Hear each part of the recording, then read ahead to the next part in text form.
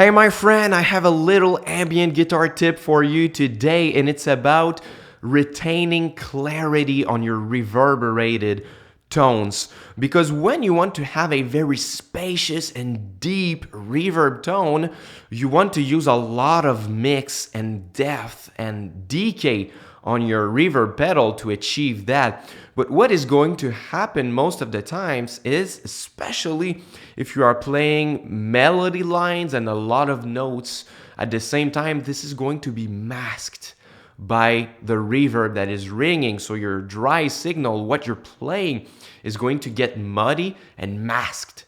So I'm playing on my Immerse Mark II right now, and I'm going to max out on the mix and depth. And you will hear what I'm saying. I also have a delay pedal on. So if I want to have a lot of reverb like this is what will happen.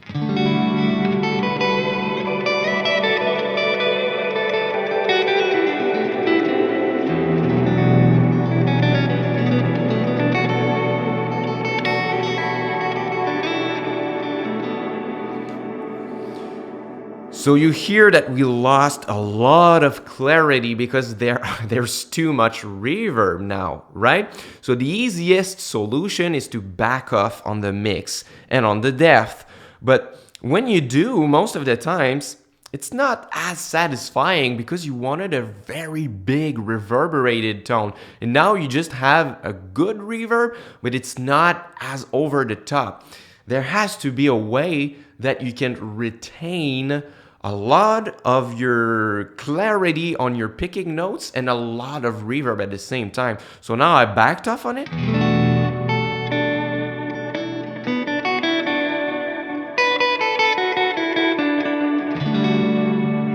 So now you can hear pretty clearly the notes that I'm playing, but it's not an over-the-top reverb sound like we would want to have. And that's when you can use a knob that is most often overlooked on reverb pedals. Not all reverb pedals have it, but maybe you have one and you don't use it, and you should maybe. And I'm talking about the pre-delay knob. So on my Immerse Mark II here, the bottom right knob on the wet setting is a pre-delay knob, which is a new addition. It wasn't like that on the stereo wet or even I think on the Immerse original Mark I. So what it's going to do, it doesn't mean because it has the word delay that it acts like a delay pedal like this. It's not an echo bouncing like this. We're talking about delaying the signal before it appears. So in our case, since it's a reverb pedal, the pre-delay is going to add a few milliseconds before the reverb kicks in when you pick your note. So if I pick a plucked note very dry like this with the pre-delay at 0, it's going to sound like this. So the reverb is happening at the same time then I pick my note, right? The reverb is already there. But if I put the pre-delay all the way to the max on my Immerse here, you will hear the difference.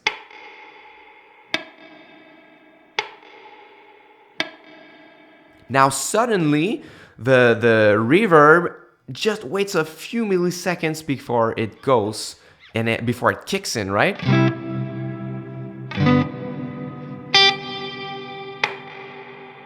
So it's like tick, tick, instead of right away, right?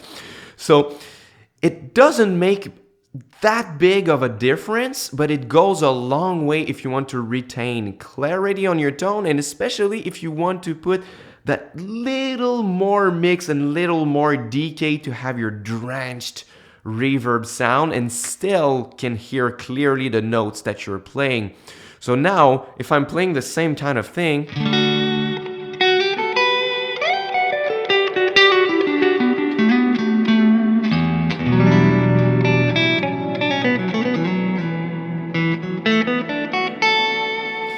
I have a good amount of reverb, and I could even go a little bit more than that, and still you pretty much hear clearly when I'm playing.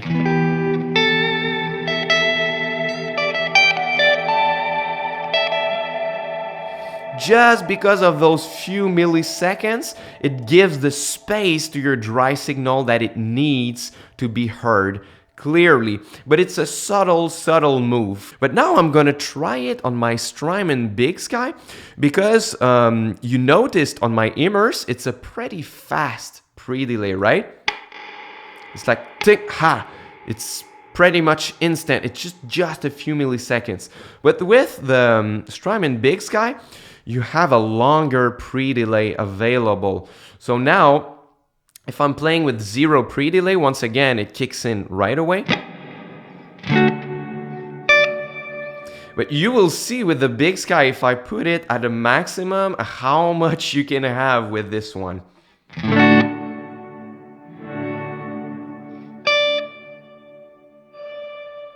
So it's too long, right? We don't want as much as this. We don't want to use our reverb pedal as a delay pedal.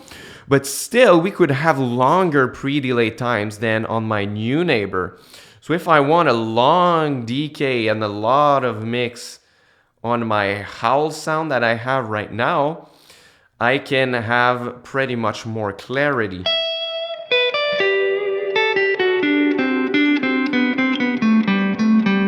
Even more mix if I can.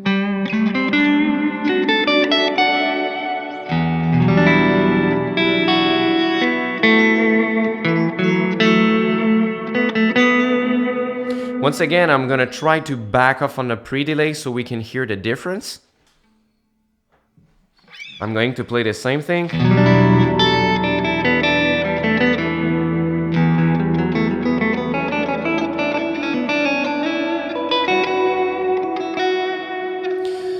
So it's still not bad, but with the pre-delay, we have just a little bit more clarity because the reverb is less in the way of the dry signal.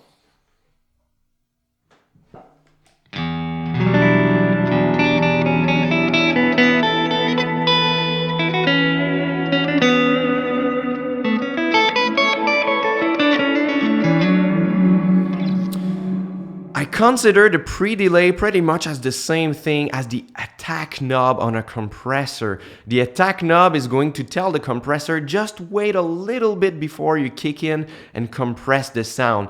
And that way you can retain the dynamics of your picking playing but still have a very consistent compressed sound afterwards. So it's the same principle with the reverb pedal. You can retain the clarity of your playing but still have just that little edge, that little extra mix and decay to have a really drenched, spacious, deep reverb sound and still not having anything being masked on your playing. It's a subtle move, but it goes a long way. Thank you very much for watching. Just before you leave, I have a gift for you. I made a guide for you to get better at writing ambient guitar songs. It's called My 5 Tips to Write Successful Ambient Guitar Songs. You just have to click on the first link in the description box and I'm going to send you the ebook right away. It's my gift to you. It's my pleasure. So thank you very much for watching and until next time, au revoir.